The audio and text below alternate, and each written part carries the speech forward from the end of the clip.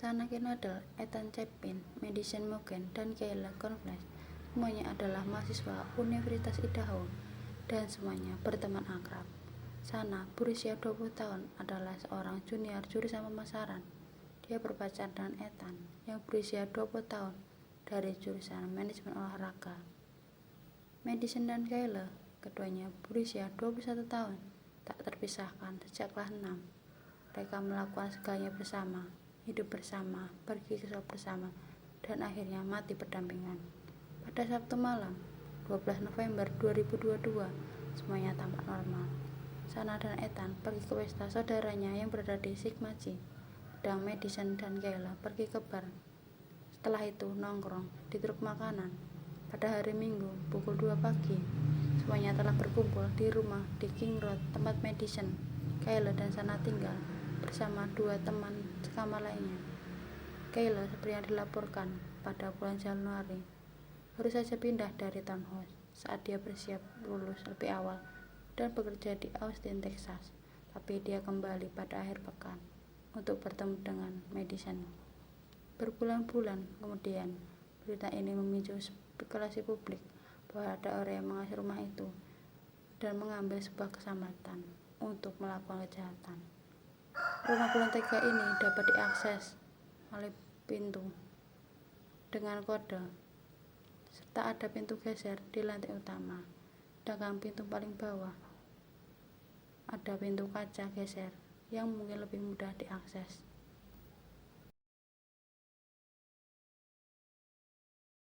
Pada jam 4 pagi, Sarah memesan check in the box. Pada pukul 4.12 pagi, dia sedang menggunakan ponselnya menjelajahi TikTok. Baru saat dalam beberapa menit berikutnya, serangan pun dimulai. Dia mencoba melawan penyerangnya, tapi pada pukul 4.25 pagi, dia dan pacarnya telah mati. Pembunuhnya menyerang di lantai 2 dan 3 rumah, masuk ke kamar masing-masing korban untuk serangan terpisah, tapi dia meninggalkan teman sekamar di lantai utama dan lantai paling bawah secara hidup-hidup. Dia menggunakan pisau kabar besar dengan gaya yang digunakan oleh Cop Mariner AS. Rekaman pengaman terdekat menangkap audio dari serangan sekitar pukul 4.17 pagi, termasuk suara tertekan dan gunungan dari anjing Kayla. Seperti terungkap dalam affidavit, seorang teman sekamar mengatakan kepada polisi bahwa dia mendengar suara-suara tangisan, tapi tidak mengerti apa yang dia dengar. Meskipun dia membuka pintu berulang kali untuk melihat apa yang terjadi, dia tidak melihat ada yang mengkhawatirkan. Meskipun dia melaporkan mendengar Kayla berkata, "Ada seorang di sini."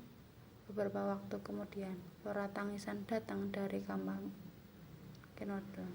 Dia mendengar suara laki-laki berkata, "Tidak apa-apa, aku akan membantumu." 3 kalinya dia membuka pintu. Dia melihat seorang pria berpakaian serba hitam dan memakai topeng berjalan ke arahnya. Saat dia berdiri dalam keadaan yang terdiam, si pembunuh berjalan melewati kamarnya. Tidak jelas apakah dia melihatnya atau tidak.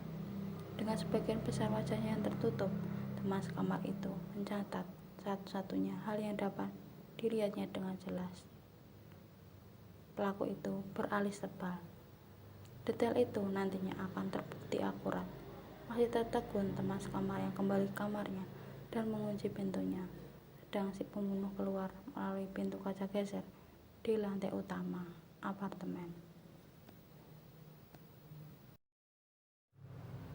Pada hari Minggu pukul 11.58, 911 menerima panggilan telepon dari seorang teman sekamar, di mana banyak orang di tempat kejadian berbicara dengan petugas operator. Panggilan 911 ini belum dirilis, tapi ada banyak kebingungan karena laporan tentang orang yang tidak sadarkan diri di tempat kejadian. Polisi mengklarifikasi bahwa teman sekamar yang masih hidup memanggil teman kediaman karena mereka yakin salah satu korban di lantai 2 pingsan dan tidak bangun. Pernyataan ini menyebabkan kebingungan yang meluas dari publik tentang bagaimana TKP berdarah yang melibatkan banyak korban jiwa yang dapat disalahpahami dan dilaporkan secara salah. Pembunuhan itu segera menjadi berita utama nasional dan membuat masyarakat tidak percaya. Meskipun polisi awalnya menyatakan tidak ada resiko masyarakat yang sedang berlangsung, kepanikan itu sangatlah nyata. Begitu berita kematian tersiar, begitu banyak mahasiswa di kampus Universitas Idaho yang beranggotakan 11.000 orang melarikan diri dari kampus, sehingga universitas memutuskan untuk mengizinkan mahasiswa libur Thanksgiving awal operasional. Panggilan 911 melonjak dan penduduk mengungkapkan ketakutan akan predator mirip Ted Bundy yang mengintai dan memilih korbannya secara acak. Pernyataan polisi awal tidak membantu.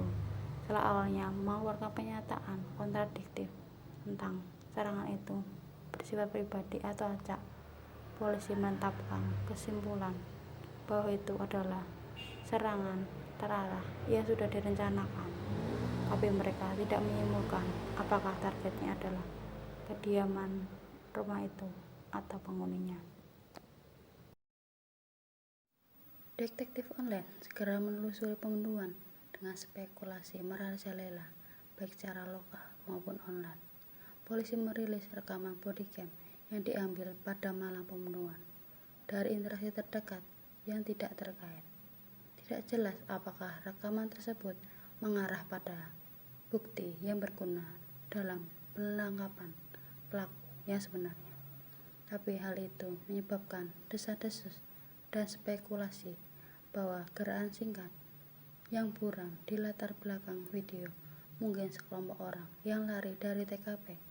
Saat mencari petunjuk, orang-orang meneliti media sosial keempat korban, menuduh semua orang dari teman mereka hingga orang acak yang muncul di latar belakang foto Instagram.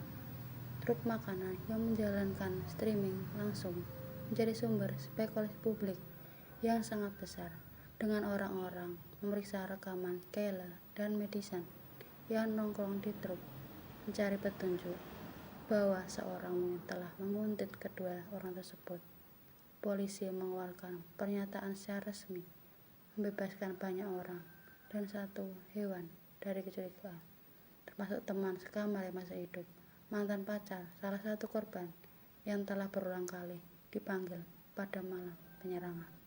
Seorang pria acak yang sedang makan di truk.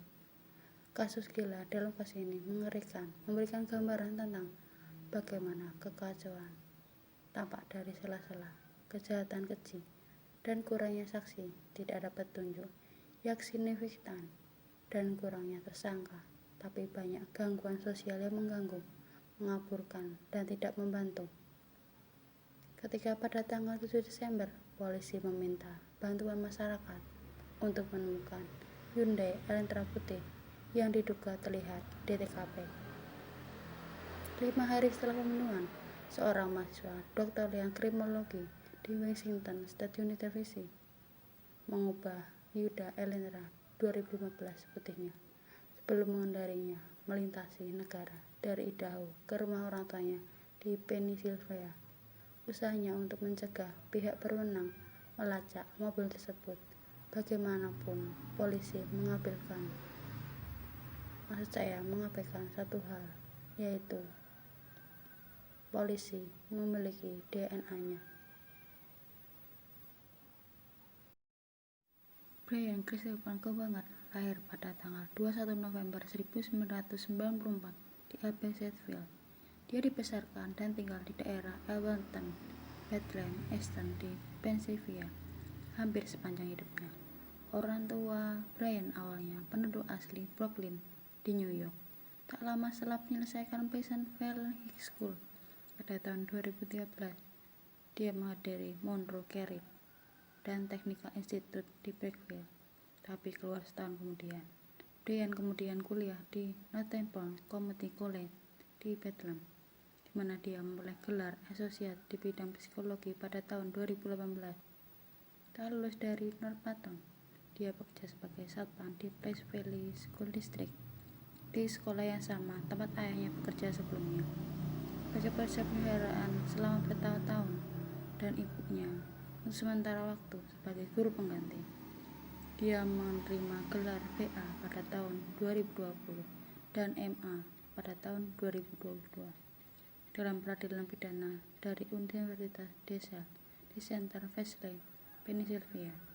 Kemudian dia pindah ke Washington negara untuk mengejar gelar PhD di bidang yang sama di Washington State University di Pullman dan telah menyelesaikan semester pertamanya di sana 9 hari sebelum penangkapannya.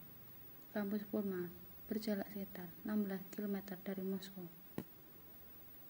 Pada tanggal 30 Desember, telah mengasih Brian, dan setelah beberapa lama hari, polisi negara bagian Pennsylvania melakukan penggerbekan di rumah orang tua di Coatpaca, California, yang sebagian besar pedesaan lengkap dengan jendela yang pecah dan pintu yang rusak.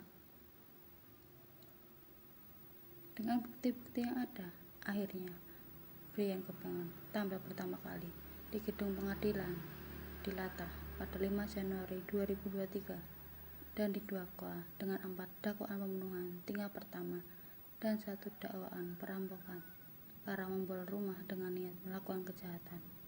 1 minggu kemudian, pada 12 Januari 2023, Brian tampil untuk kedua kalinya dalam konversi status di ruangan yang sama di gedung pengadilan Latah. Sidang kemudian dijadwalkan pada 26 Juni 2023 di gedung pengadilan Latah.